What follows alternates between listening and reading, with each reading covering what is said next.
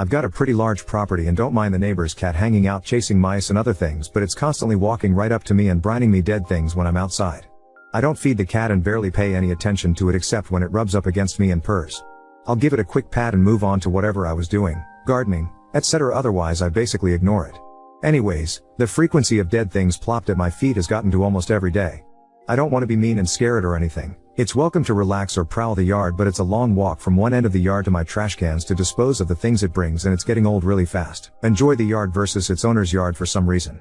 It's an older cat and I don't think it's right to spray it with a water bottle or try to scare it or be mean to it as some suggested here. That's just not an option for me.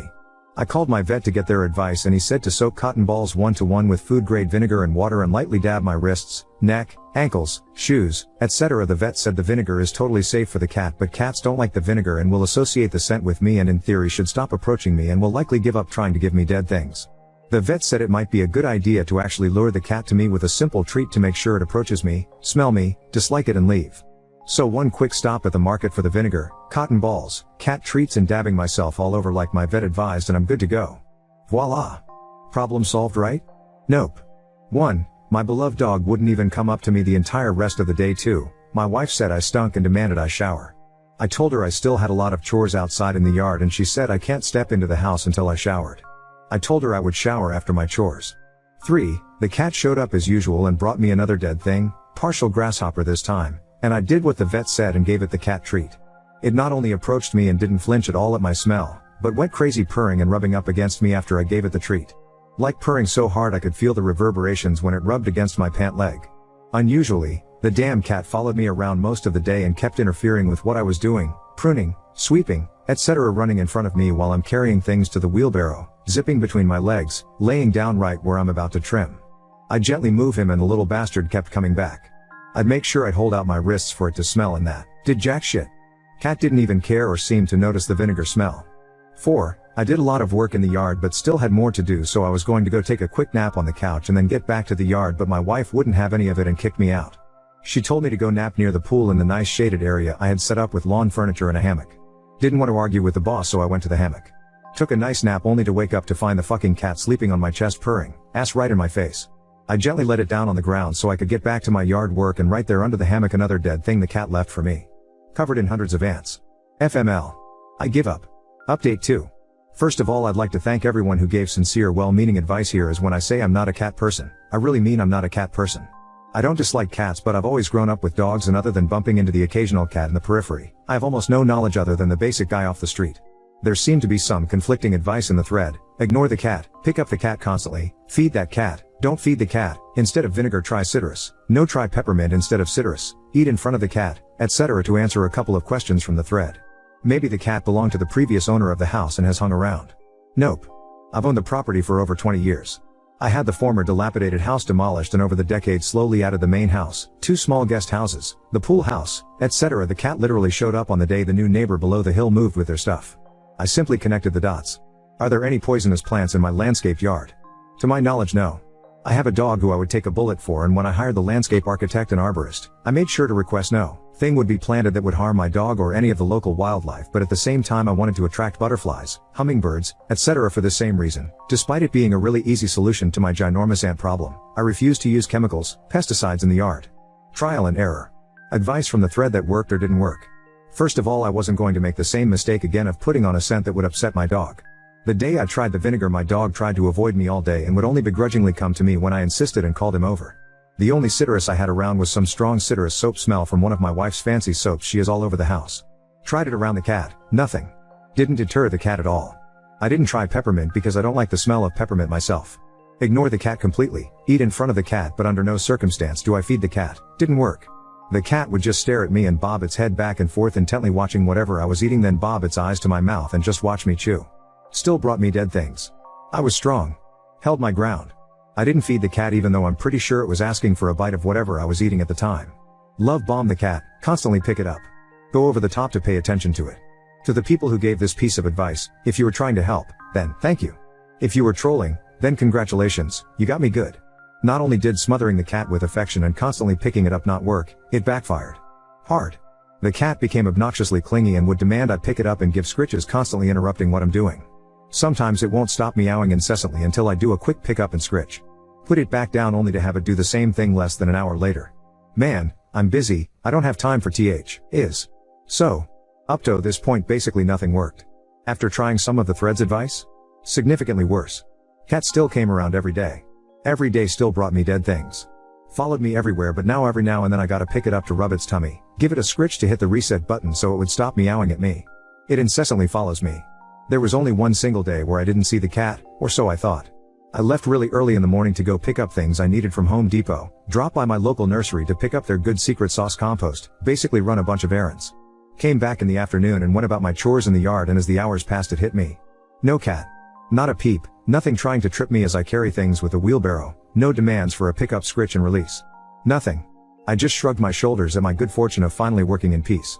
It was getting late and I was hungry, and since I told my wife I was running errands, I guess she assumed I would pick up something to eat out, and she didn't pack anything for me. Headed back to the house, and as I was opening the kitchen sliding door, they're sleeping in my wife's lap as she's petting it and watching TV as the goddamn cat. Oh hell now. My wife looked up and smiled at me, then quickly frowned and asked what's wrong? I said, what do you mean? She said, when you came in your jaw dropped and you mouthed, son of a bitch. Me, why would you let that cat in the house? Wife, why wouldn't I? Poor thing was outside rubbing up to the glass door and meowing bloody murder. It was obviously hungry and thirsty. Me, oh my god. You didn't feed the cat, did you? Wife, of course I did. You think I'm going to let a helpless animal go hungry or be thirsty at my door? I thought I was going to have an aneurysm. All I could think about was the movie Gremlins when you were firmly warned never to feed the thing past midnight or else you're fucked. Now my wife's done it. She's fed the damn cat. I'm fucked. Me, this is the little bastard that has been giving me headaches with the ants for weeks by bringing me dead things. Wife, what are you talking about? It just showed up today. Me, holy shit. I just realized all this time, I don't think I actually ever directly mentioned the cat to my wife. I have a few acres of land, and the land is nicely landscaped and partitioned with very tall trees as to break up the line of sight, as the landscape architect said. To give a sense of walking in a manicured forest and not knowing what is around the corners until you turn and see the different kinds of landscapes on the property. I've been working on the far end of the property, and that's where the cat shows up. She never saw the cat until today. Me, wait a minute. That day I came in with the vinegar smell and you wouldn't let me in the house. That's because I was trying to make the cat keep away from me. Exactly at this point the cat woke up and saw me. Hopped off my wife's lap and started purring loud like a motorboat and rubbing hard against my legs. Wife, that's why? Oh my god. Why didn't you ask Kevin for advice before trying something that stupid? Kevin is our vet, I've known him, his wife and kids for years. He comes over every now and then and we play video games in my man cave or to shoot pool while the wives are doing who knows what. Me, it was Kevin who told me to do the vinegar. My wife literally rolled her eyes. Wife, I can't believe you two are doctors. I'm a retired anesthesiologist. That was some dumb advice. Me, I know. It didn't work at all. So I went to an internet forum and asked for advice. My wife literally laughed in my face. Wife, you asked complete strangers on the internet for advice? And how did that work out for you? Me, not so good. Anyways, I'm going to take care of this right now and take the cat back to its owners. It belongs to the new family who moved in down the hill.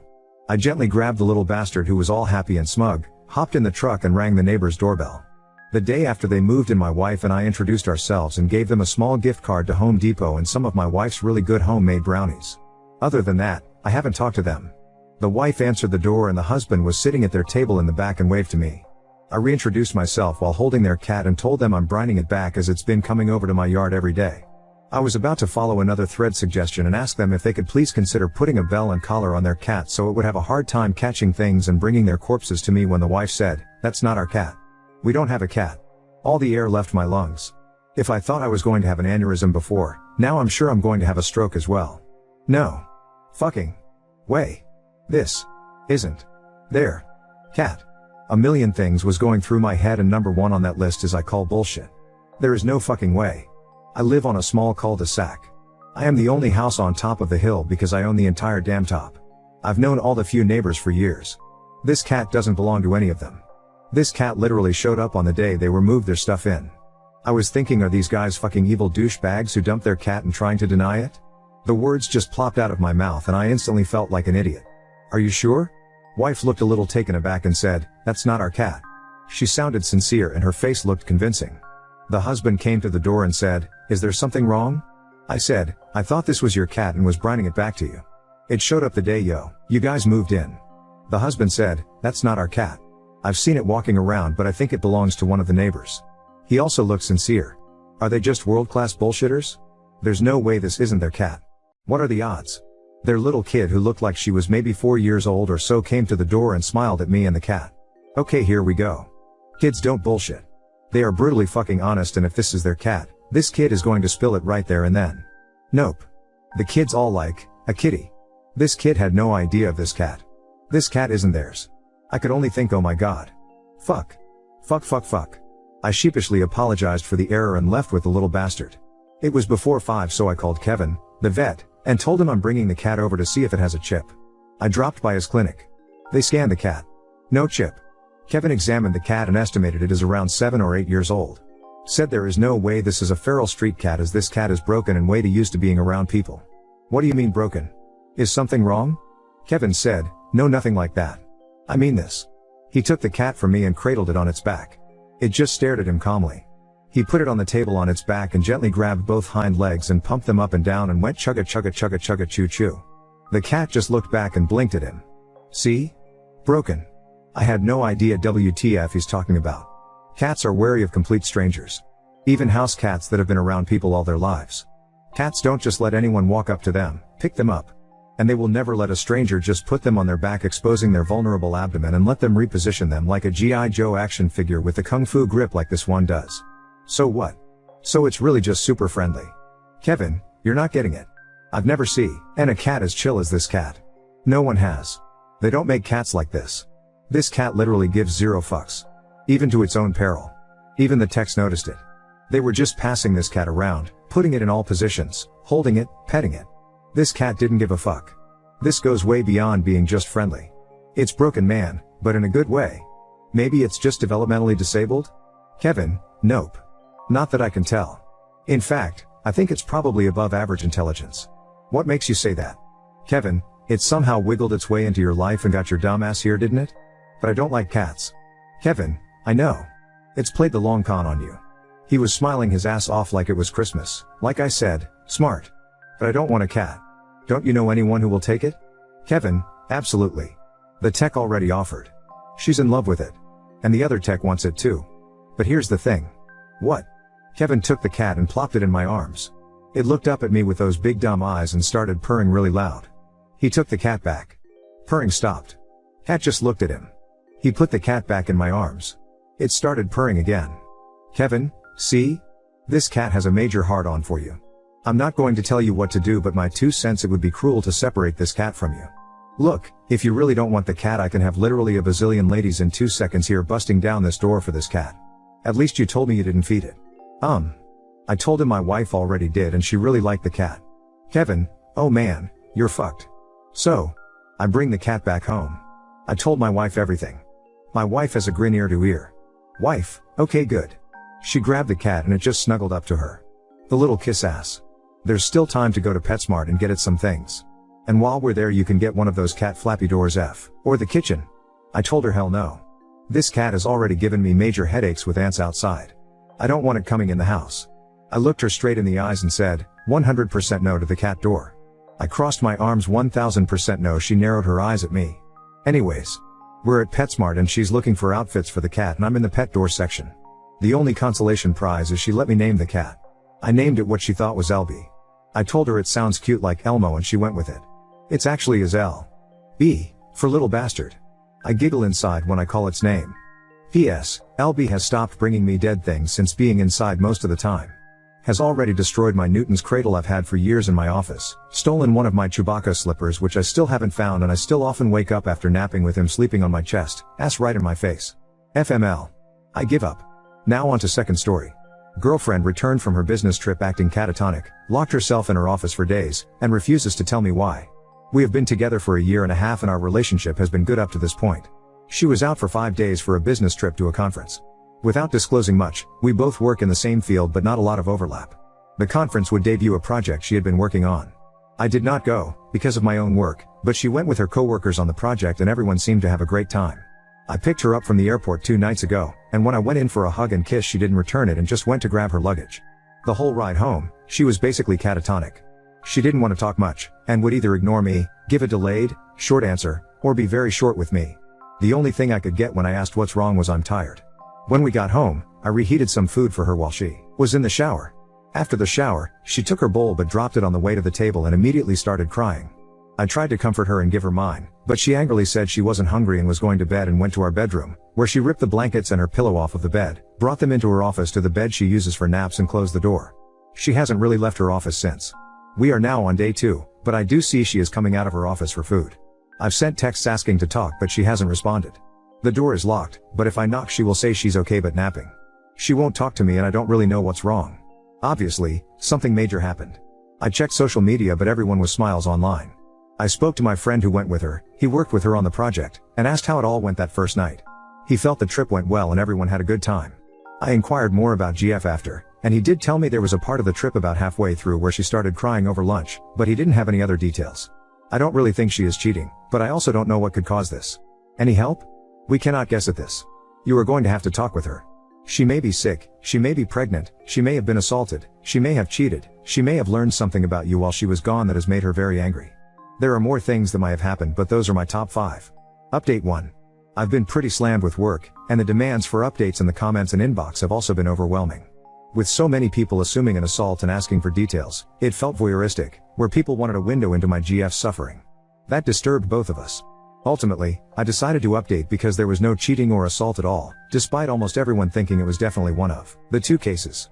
I'll give my GF the name Lily, my/our friend who was on the trip Jake, and her close friend and roommate on the trip Jane, for ease. I called Jane, despite people saying no, and asked about the trip. Jane remarked that Lily was very tired and wouldn't talk much outside of the days on the business trip, and that was consistent from day 1. I asked if she felt like something happened, she said no. I asked if she felt like Jake might have done something, she said absolutely not. When I came back from work, I saw signs Lily was more functional, as she had done some cleaning. I took the chance to ask if she wanted food, she agreed. We ate a meal, and I broached the subject. The missing piece to the puzzle is that Lily has ADHD. This was an important fact, but one I forget as she manages it well. I tend to think of what are symptoms more as cute GF quirks, because a lot of general ADHD behaviors she mitigates, like forgetfulness. What happened on the trip is that to save money, she shared a room with Jane, which she has done on short bursts but never for such long of a trip. As I mentioned, it was a business trip, so although Lily had a lot of fun, she was working both physically and socially for up to 20 hours at a time. She had nowhere to go and reset at the end of this. She had enough emotional gas to come home, but she had some flight delay issues at a very busy airport and by the time she came home, she couldn't make it. She also felt like my asking of her trip in the car was like an interrogation because of her mental state. Her ADHD has never come like this because she manages it well and hasn't been in this environment in a long time. We decided that from now on, she should have her hotel room by herself, or with me, regardless of the cost. I also agreed to not ask any questions when I pick her up from her flight, and she will instead tell me what she wants. If not, I will ask another day. We came up with some other plans so that I know how she is when she comes home. Saturday night we went to an event. She had fun, but crashed immediately at home. It was more on the scale I am used to after a 3-day trip. She has cleared her schedule for the next week to recuperate. Edit, everyone is stuck on Lily's travel expense. I have copied and pasted the comment, for those unable to search on their own. This better explains Lily's job. Think about when you go to a convention, where someone is selling items at a table. These individuals have to often buy their booth and pay for their hotel to travel to the convention. I use the term business trip because for Lily, Jake, and Jane, this is a business trip. They are there on business, not vacation. Additionally, many people are convinced this is an excuse to cover consistent bad behavior. It has never happened before. She was stuck in the most crowded airport in the country for 7 hours longer than she was supposed to be. She hadn't slept for 5 days, and hadn't eaten in a day. This led her to a point where she felt sick, and by the time she came home it is 1:30 a.m. and she is exhausted and hungry. This was an exceptionally bad day for her, which resulted in her behavior. It was not out of malice or entitlement, and it is not how she would act in any other situation. Everyone deserves a little grace now and then, which is something that Redditors do not seem to understand. For those convinced that she is lying, and still must be assaulted or have cheated, and those who rooted for her to be raped, those who are just being rude because it's the internet, or for those who choose to waste their comments pretending to be Lily's doctor, I hope you find a better hobby in your life. I hope you can find the resources to deal with your immaturity. I am done with this account.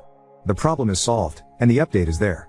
If nothing else, I have learned that Reddit is a terrible place to receive any kind of advice. As a fellow editor who travels to see conferences for work, often has to share a hotel room, and has to be on the entire weekend. I fucking knew it lol. It's really overwhelming and throw in a bad travel day and you're just over the top.